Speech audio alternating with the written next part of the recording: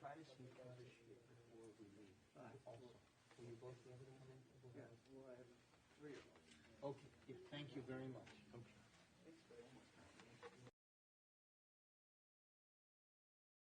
That be okay? I'm going to take. Okay.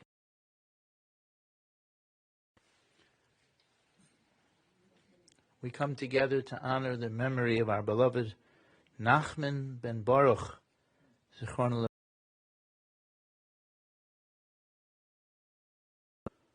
a loyal son, sibling, uncle, a dear friend to so many.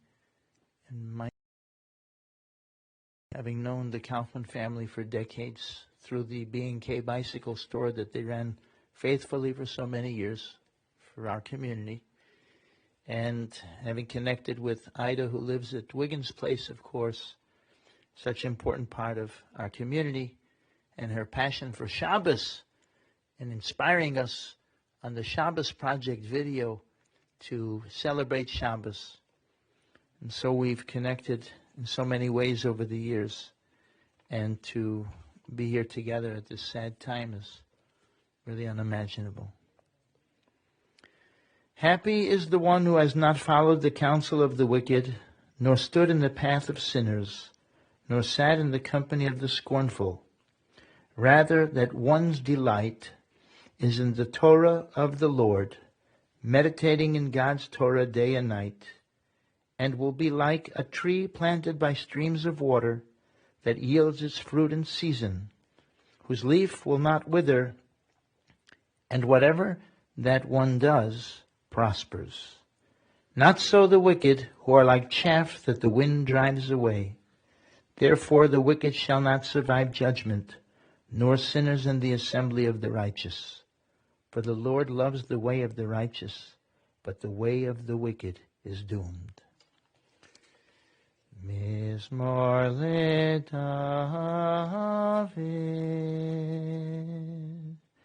Adonai Rawi lo echson, Benos deshe yarbitzeni, Al mei menuchos yinaleini. Nafshi yishover, Yancheni, V'mahagle tzedek, Leman shimo, Gam ki elech, B'getz almoves. Lo irara ki ato imadi shivtecha u'mishantecha hema yinachamuni Taroich lefanai shulchan neged soirdoi Dishan tov Hashem en roishi koisi revoyo ach toiv vo chesed Yirdefuni kol yemei chayoi Veshavti beveis Adonai leorech yomim. That was Psalm 23 in the Hebrew. And if we could recite the English together, I will lead and you may repeat after. A song of David. The Lord is my shepherd. I shall not lack. God causes me to lie down in lush pastures. God leads me beside tranquil waters. God restores my soul and guides me in righteous paths for God's name's sake.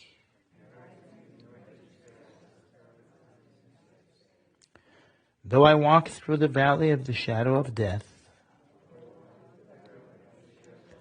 I will fear no evil, for you are with me. Your scepter and staff, they comfort me. You prepare a table before me in full view of my adversaries.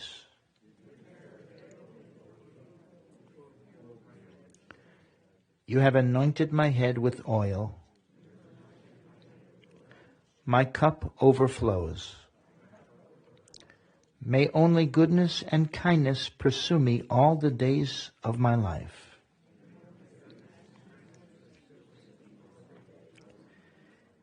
And I shall dwell in the house of the Lord for length of days.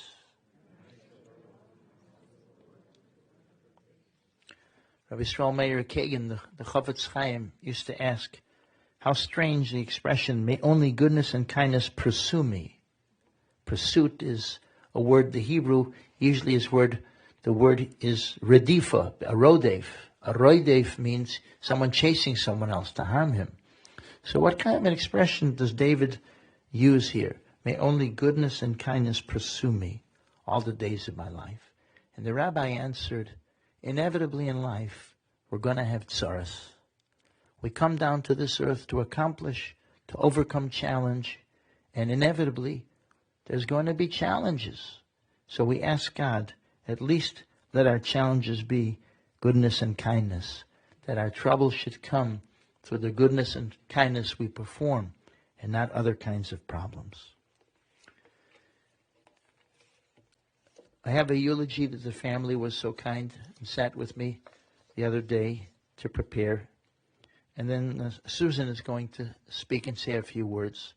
But we're going to begin with the blessing of Dayan Ha'emet, where we accept the Almighty's judgment. And in our tradition, accepting God's judgment is a great merit for the family. The angel that has visited us, we want to leave and not return. And so we accept the Almighty's judgment and we make the Dayan Ha'emes. So at this time, I would ask the mourners to rise if we could. And we're going to tear a garment. We'll make the blessing and tear a garment. And we'll make the bracha together.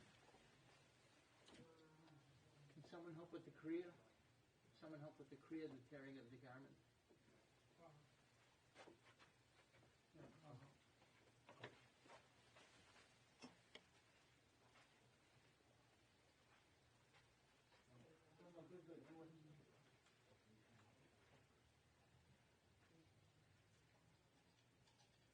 And this is symbolic of a garment being torn from us, having lost our loved one. Make the bracha. Baruch, Asher, Elo, Melech, Dayan, Ha'emet. Amen. Now we can just pull that. Tear a little bit.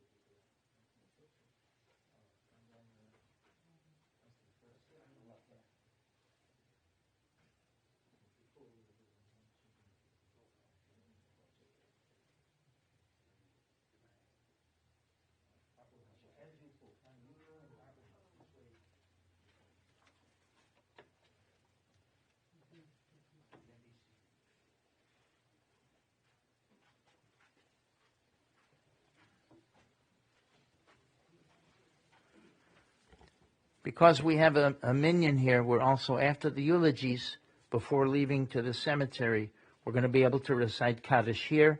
Then we have a minyan at the cemetery, we'll recite Kaddish again, but we'll be reciting Kaddish here. Neil Jerome Kaufman, Nachman ben Baruch, Zichrona Lebracha. Neil departed us, Nifter Yudches Kislev, Chai Kislev. The 18th day of Kislev is when he left us. Neil was born to Chaya Henkin and Baruch Kaufman, his parents, both from Cleveland. His father, Baruch, age 13, opened a small business already. After the war, he married Chaya. They were married in 1944, November 4th, by the well-known Rabbi Muskin of Cleveland, whose son, Raphael, still comes to Menlo Park to lead our high holiday services. They moved to an apartment on 147th Street, and Baruch was very gifted. He was gifted with his hands, and it was after the war. Nothing was available, and yet he was able to build bikes for people in the kitchen. And his wife said, enough of this in the kitchen. Let's open a place, and you'll have a place. November 4th of 1945, we're going to be stunned really, how significant a day November 4th is. November 4th, that of course was his anniversary, but on November 4th of 1945, Mark was born. Neil's brother Mark, Alav Shalom, was born on November 4th of 45. And on November 4th of 46, Neil was born. So their anniversary, and Mark and Neil were all on the same day, November 4th. At 154th and Kinsman, they opened the store A&K, later to become the famous B&K. Neil went to Kinsman Elementary. In 1957, a great gift to the family, Susan was born, Shifra, her beautiful Hebrew name. Neil went to Wiley Middle School. He was an honor student and spent some summers at Camp Wise. He and Mark decided they would have their bar mitzvah combined. They combined their bar mitzvah at Community Temple with Rabbi Herman, and this way the family was able to afford going to Florida to celebrate the bar mitzvah, and that was a very special time that the family remembers. Neil went to Heights High. He was a star on the debate team. He enjoyed the debate team. He was at Ohio State, where he did his undergraduate degree, then went to Kent State and got a master's degree teaching. He did some high school teaching. In fact, Susan was one of his students, I think you said, right? That right? That's pretty good to have your brother as your teacher, I guess. Did well that year, huh? I'm sure. So Neil was teaching high school, and he went to Case Western and got a PhD in special education and learning disabilities. Isn't that something? Way ahead of his time, I'm sure. He authored a book on learning and memory and how to use memory, different strategies to remember things. And once again, Susan found herself with Neil at Case in the 1970s because he was studying there for his doctorate. They went to, he took Susan to Hillel together, right? They went Israeli dancing on one day that she had an overabundance of energy that day, right? They went Israeli dancing. And then sadly there was a dark period. There was a holdup in the late 60s. And Neil, his dad, as many of you know, was wounded in the holdup and survived the rest of his life in the wheelchair that we all knew him from the B&K store. But Neil came home to help. And in the 1970s, Neil left teaching completely to be part of the B&K family on Mayfield Road. And Neil brought the store to a new tier, really. It was such a marvelous store where so many families could come and have a wonderful experience in shopping for a bicycle. He enjoyed selling fitness equipment, enjoyed helping people to be healthy.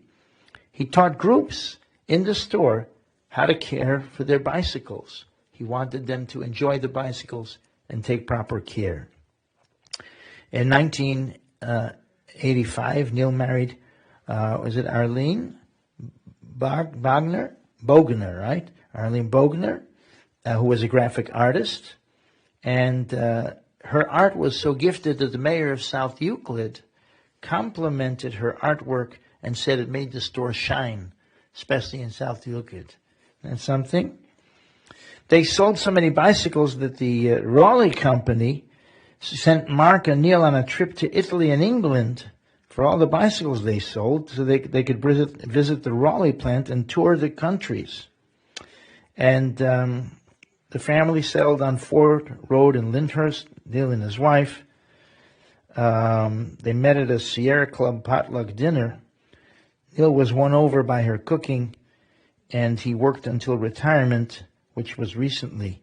They sold the store to Supreme Window, to the well-known Muscal family, to Meilich Muscal, who we know from our synagogue and from our community. As I mentioned, Meilich is a classmate of my own son, Mendel. And every time I go in to get a window repaired, every time I go in there, I feel the love of B&K is still in the walls. That building on Mayfield Road, only now they're repairing screens and windows. At this time, we're going to ask his sister Susan to say some words of bereavement and celebration.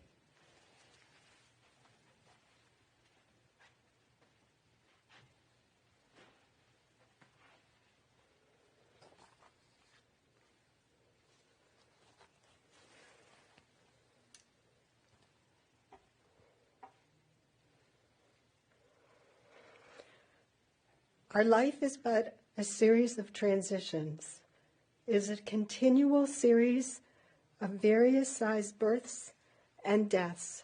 Some we could see coming from a mile away, some surprise us, and some seem to come out of left field. Transitions are like doorways, and Neil is making his transition from Olam Hazeh, this world, to Olam Haba, the world to come. God, the source of life, reveals in the book of Exodus 23:20, I'm sending an angel before you to guard you on the way and to bring you to the place I have made ready. It gives me comfort to think that there is someone, something, perhaps an energy field, looking out for my brother as he begins his journey into the unknown. Don't we all wish to know there will be an angel waiting for us when our time comes? But today is Neil's day, and we are honoring the transition that my brother is making, and we are making with him. He is no longer in our physical presence, and we must learn a new way to let him into our lives. One way we do this is with memory. When I think of Neil, I think of the words kindness and devotion. It is said that our lives are not made of atoms. They are rather made of stories. And so I would like to tell a few stories that demonstrate the kindness that Neil brought to life and the devotion he had for those he loved. He was so devoted to our mother that he went to visit her for breakfast before work, even during the peak of the bike season. He had a routine that he would ride his bike, and then he would go to Wiggins and change into his work clothes and have breakfast with our mother, Ida. She made his favorite breakfast, matzah brai, for him all the time. Neil was without any doubt a devoted son. When Ida had a triple bypass, he did not leave her side at the hospital for days. His priorities of kindness and devotion were also clearly apparent in his remarkable caring for his wife, Arlene, as she struggled with Alzheimer's. He knew she did not want to live in a facility, and so he honored her wishes and provided her with care at home, a very difficult and almost unheard of accomplishment.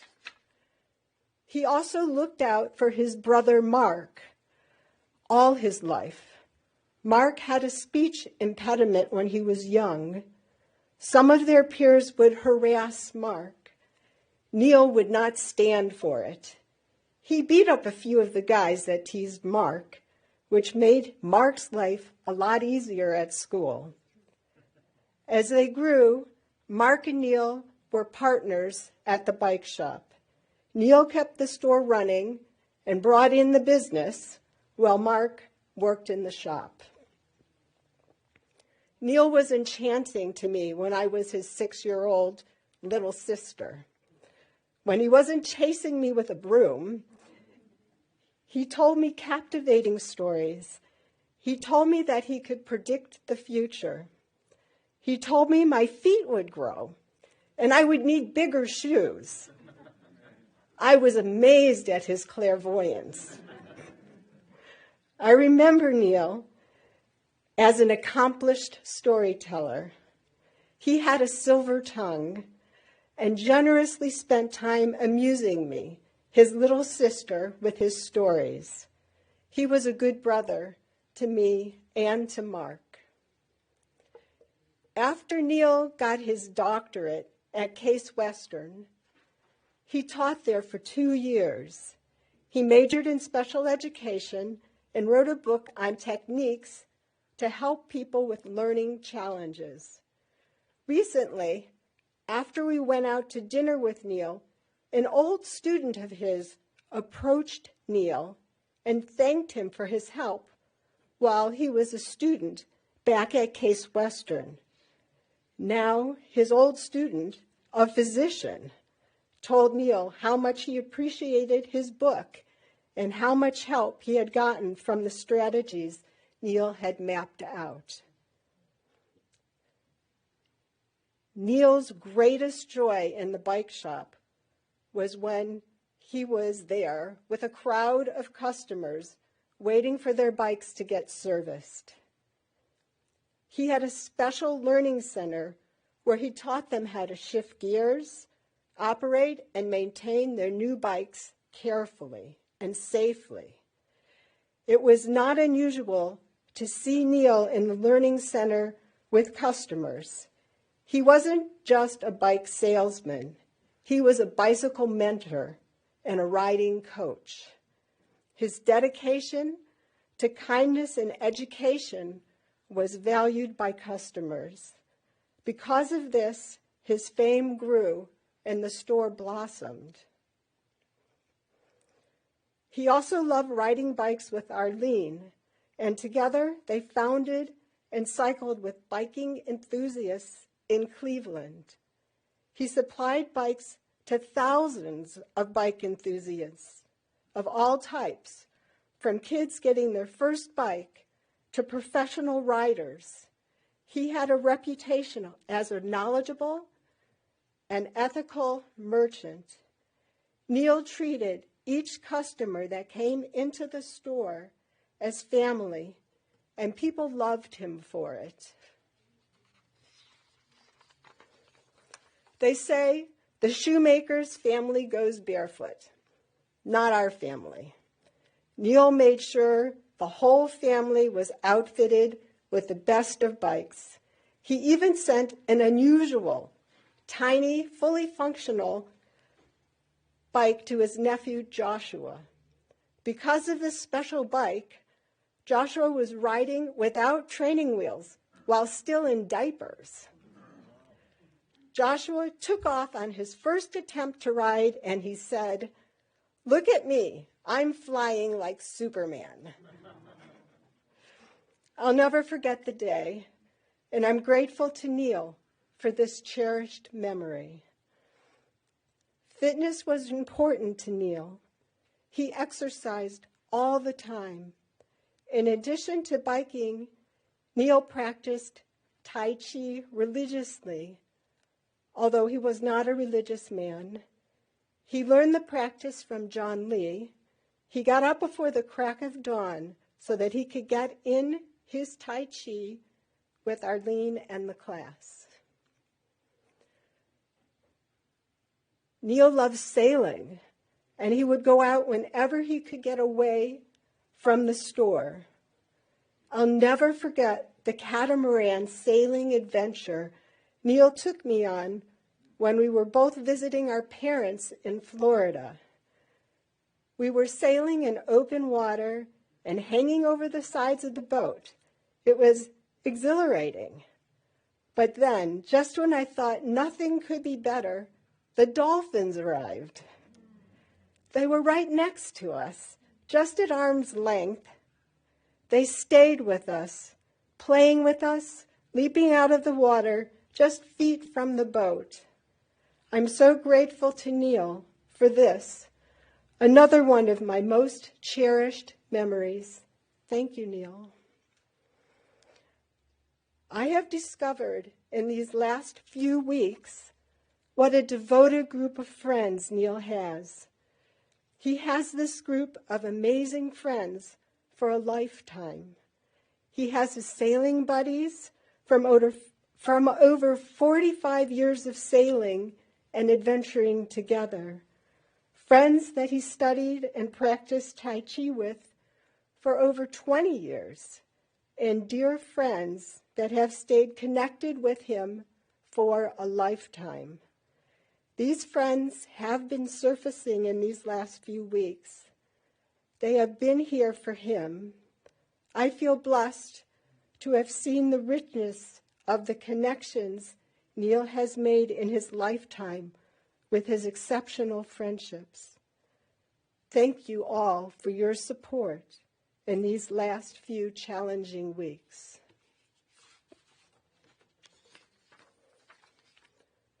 Kindness is clearly a word that describes Neil.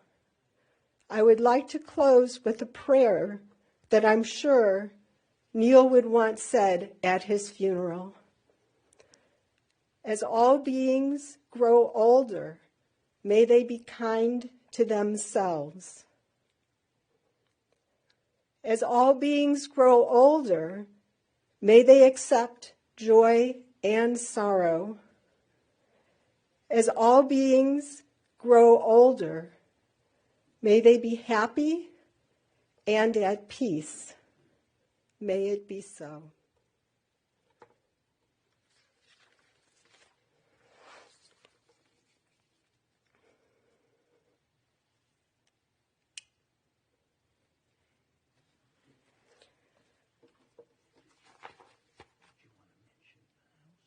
Yeah.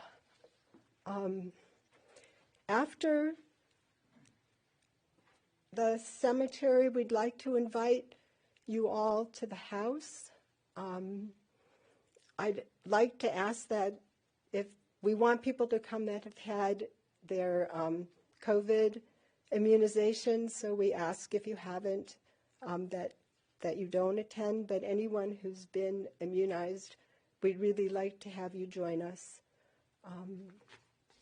The address, it's 1132 Ford Road, and that's in Lyndhurst. Okay.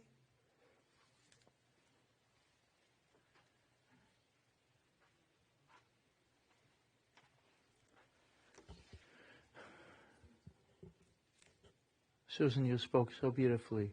Words from the heart. How true, really. Life goes by so quickly, and our focus is really on Olam Haba, living upright lives, so that when we come to the world to come, we can bask in the light of God eternally. At this time, I would ask if we could please rise for Kaddish. Because it's Erev Shabbos, we're going to say Kaddish, then we will head off to the cemetery. Now, is Bart, let me see, Bart was going to come in for Kaddish. But, oh, you're here? Okay. Okay, thank you. I want to express appreciation to Bart and to the staff of Berkowitz for being so supportive throughout this difficult time.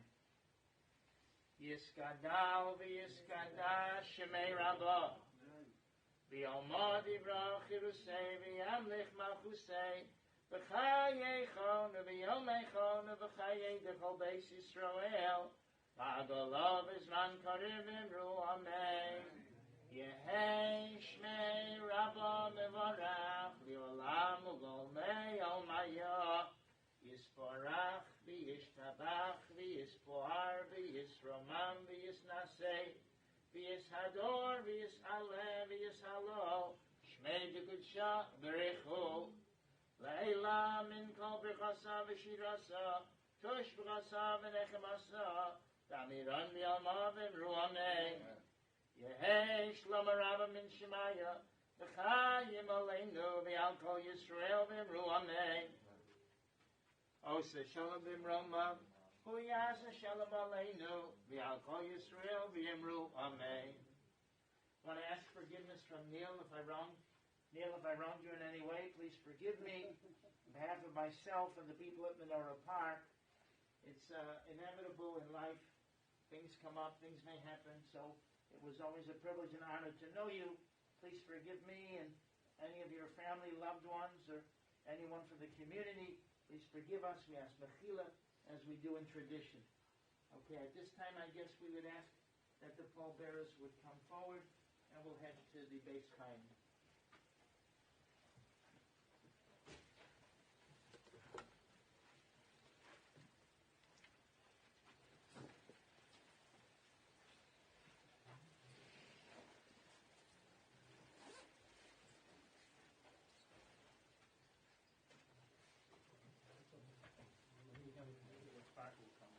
Okay.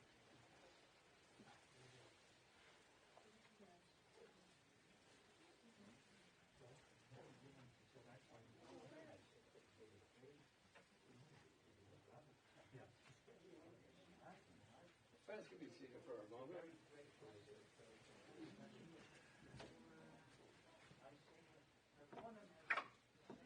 Beautiful likeness of my brother Neil.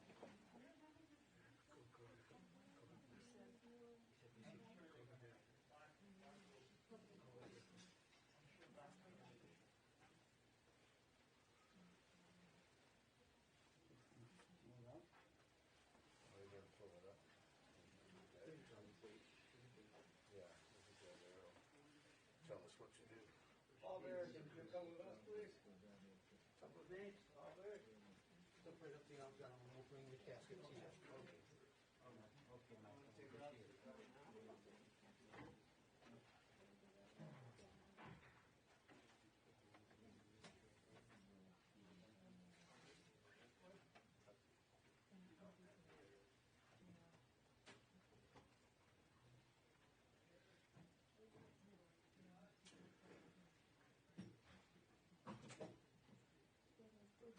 No, I want you to get your coat down, because we're going to follow behind the casket and go up towards it. Your car's where? You can go on that door. Okay, go ahead and take your...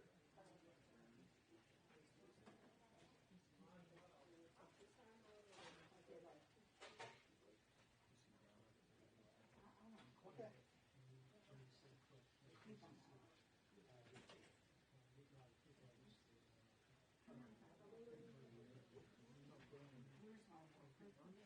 I think...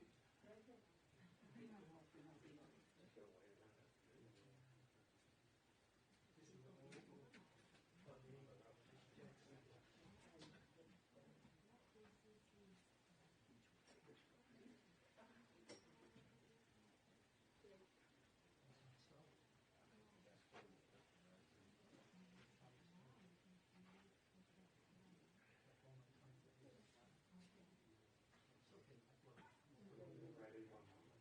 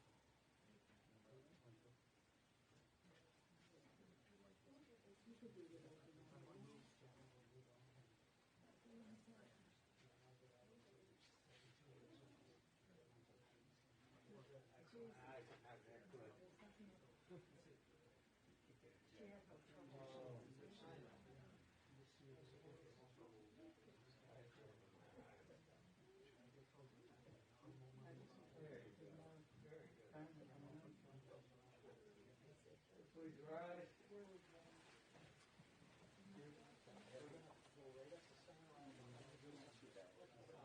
Then you go up to your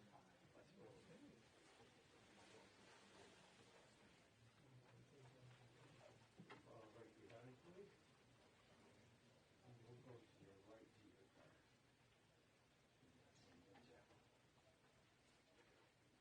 This concludes our service here at the chapel.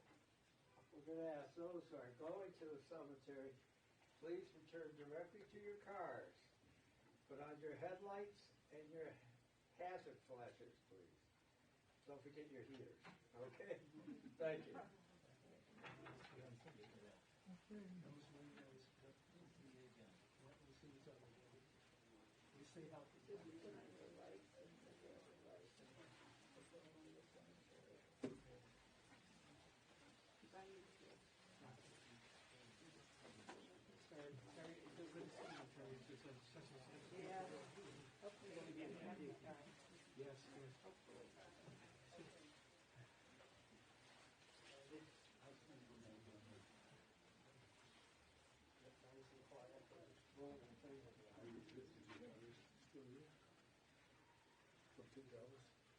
They're moving in my house.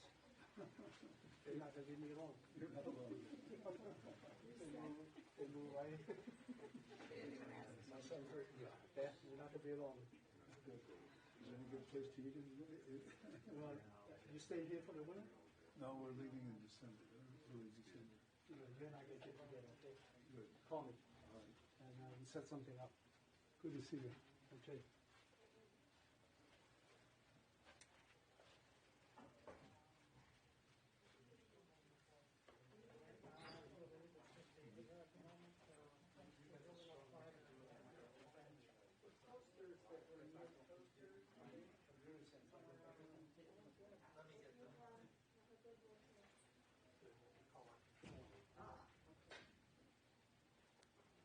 Charge and go and get food and get your house set up, so we'll take those with us.